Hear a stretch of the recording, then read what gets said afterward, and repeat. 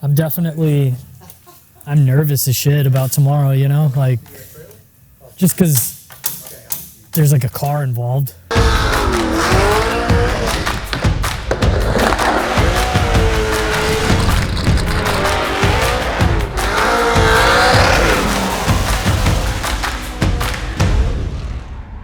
Randomly met Josh Robinson, drift car driver. Just kind of started chatting, looked up some of his videos, you know, and we were like, well, how cool would it be if Josh drifted over a skateboard, like, and we jumped it, like, that would be crazy, you know, like, nothing that we ever thought we would really do. It's all the setup time in the world. You usually don't ride 16-foot long wedges. Yeah. That's kind of my point. We're just building this the night before. It's a little hectic. So we're gonna use the trailer as like a roll-in. Josh and I have kind of collabed on what we're going to do as far as the stunt and how he's going to kind of drift in and I'm going to go over him. Neither of us are going to do anything we don't feel comfortable with. And I don't want to land on top of one of these cars back here.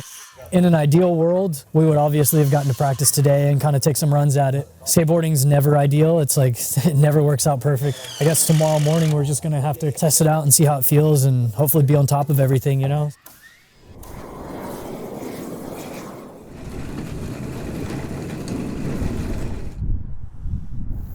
It's like super cold out here, but the sun feels good. Once everything dries up, I'm gonna just roll down it a little bit, kind of see how things are feeling and go from there, you know?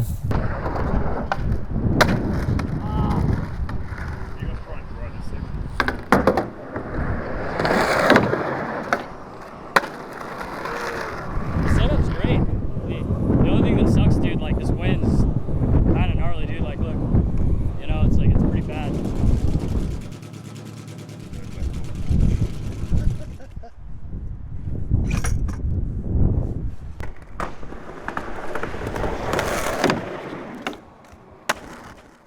From you saying all right to you being at the apex is 5.5 seconds. So once everything was set up, it was pretty mellow. It was kind of what I anticipated. The trailer had a little less speed than I initially thought it was going to, so I had to kind of run into it. We had Chad sitting over there. As soon as Josh would get to a certain mark, he'd kind of throw his hands down and I'd start booking at the ramp.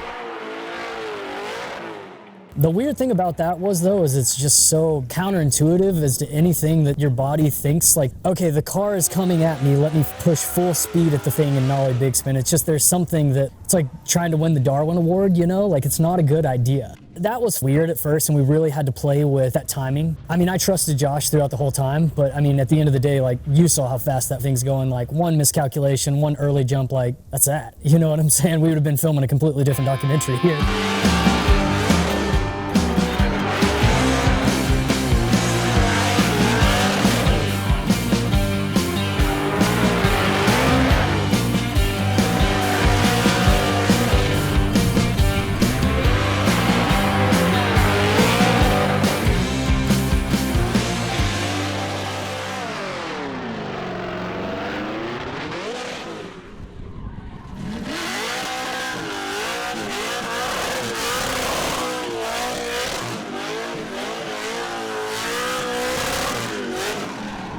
We got about a 7-foot roll-in coming off the Jeep.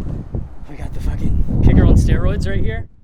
The second stunt that we did, where I did the backside flip, we were gonna do a burnout, so it'd be smoky and I was gonna backside flip over it. We learned quickly, I think on the second or third attempt, the car has so much horsepower while he's sitting there burning out, it's actually starting to kind of the tail end shooting out a little. So one time I dropped in and the car had actually moved about 2 or 3 feet and I damn near jumped into the bed of that fucking thing. I would have clipped my feet. It was sketchy as fuck. That was the only thing that throughout the whole day that I was like genuinely like deathly terrified of.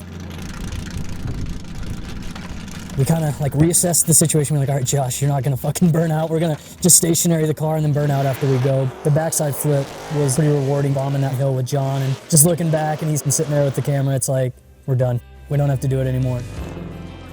Oh yeah, perfect. The collective effort of everybody working into this, it was kind of like, oh, fuck yeah, like a big weight off of my shoulders, you know? All you're gonna see in this commercial is me, but this commercial is so much more than me. It's everyone behind that. I'm just the lead singer, but I don't have a band without those guys, you know what I mean? And I want that to be emphasized, like, this wasn't just me, this was everyone. And it took everyone's hard work to make this happen.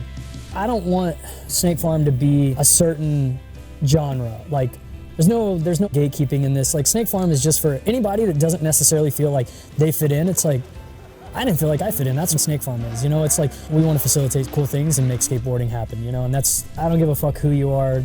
We're about skateboarding, man. That's all we're going to be, and that's what we're going to hold true to. It's the shit that we did today, that's what Snake Farm is, and that's what we're going to continue to be.